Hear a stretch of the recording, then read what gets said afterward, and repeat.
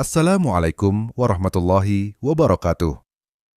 Apa kabar teman-teman semua? Semoga selalu dalam lindungan Allah Subhanahu wa Ta'ala. Amin ya Rabbal Alamin. Like and subscribe. Nabi Muhammad diutus untuk seluruh alam, termasuk para jin. Di beberapa hadits menerangkan bahwa Nabi Muhammad juga bisa melihat jin atau setan. Di antaranya, sungguh aku melihat setan-setan lari dari Umar. Hadits riwayat At-Tirmidzi. Di antara kisah Nabi dengan jin, ada satu kisah sosok jin yang membela Rasulullah ketika beliau diejek kaum kafir Quraisy. Dalam kitab Al-Mawaidul Usfuriyah, karya Syekh Muhammad bin Abu Bakar Al-Usfuri dikisahkan. Ketika para tokoh kafir Quraisy sedang berkumpul, mereka sedang membicarakan tentang Nabi Muhammad Shallallahu Alaihi Wasallam. Muhammad menyeru kepada agama baru, kata salah seorang di antara mereka. Dia adalah pembohong, lainnya menanggapi. Muhammad itu pasti menginginkan ketenaran dan harta, kata yang sebelahnya. Lalu mereka memandang ke arah Walid ibnu Harits. Bagaimana menurutmu Walid? Aku tak punya jawaban, jawab Walid singkat. Mendengar itu, semua yang ada di situ menuduh Walid sudah ikut terpengaruh agama Nabi Muhammad. Walid pun marah dengan tuduhan mereka. Beri saya waktu 3 hari, kata Walid. Kemudian mereka bubar. Walid melakukan ritual penyembahan, tidak makan dan tidak minum selama 3 hari untuk berhala Hubal. Setelah 3 hari itu ia berseru, "Wahai Tuhan Hubal, katakan kepadaku tentang Muhammad." Tiba-tiba patung itu bisa berbicara. Muhammad itu pendusta, jangan ikuti dia. Mendengar itu, Walid girang bukan main. Ia berlari mencari kawan-kawannya dan memberitahukan kejadian itu. Kemudian Walid dan pemuka kaum kafir Quraisy berkumpul menyaksikan keajaiban itu.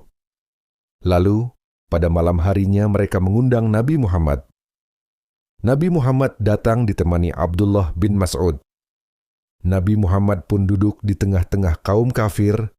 Tiba-tiba patung Hubal berbicara dengan mencaci dan mengolok-olok baginda Nabi Muhammad. "Apakah ini ya Rasulullah?" tanya Abdullah bin Mas'ud heran.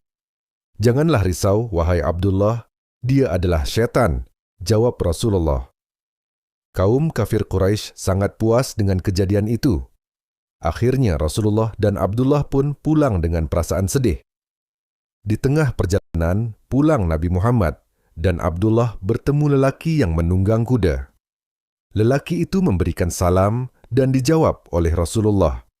"Siapakah engkau? Begitu indah salammu kepadaku?" tanya Rasulullah. "Wahai Rasulullah, aku adalah jin yang tinggal di Bukit Tursina. Aku memeluk Islam pada zaman Nabi Sulaiman.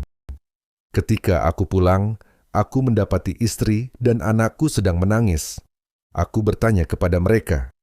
Mereka menjawab, aku bersedih karena Musfir telah merasuk ke berhala kaum Quraisy, lalu menghina Nabi Muhammad. Kata istriku, lalu aku mencari Musfir, dan kudapati dia di Bukit Syafa dan Marwah. Lalu aku membunuhnya.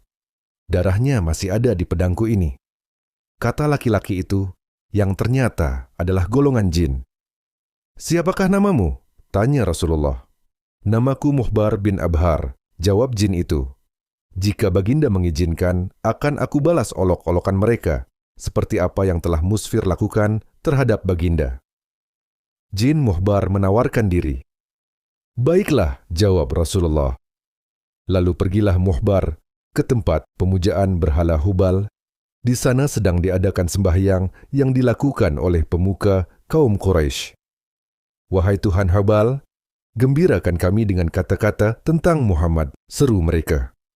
Jin Muhbar yang telah masuk ke patung berhala Hubal menjawab, "Wahai penduduk Makkah, Muhammad adalah nabi yang benar.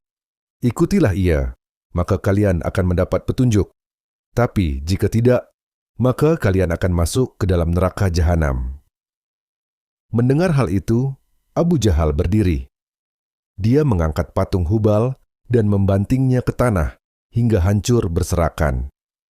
Nabi Muhammad sangat puas dengan kejadian itu dan pulang dengan hati gembira.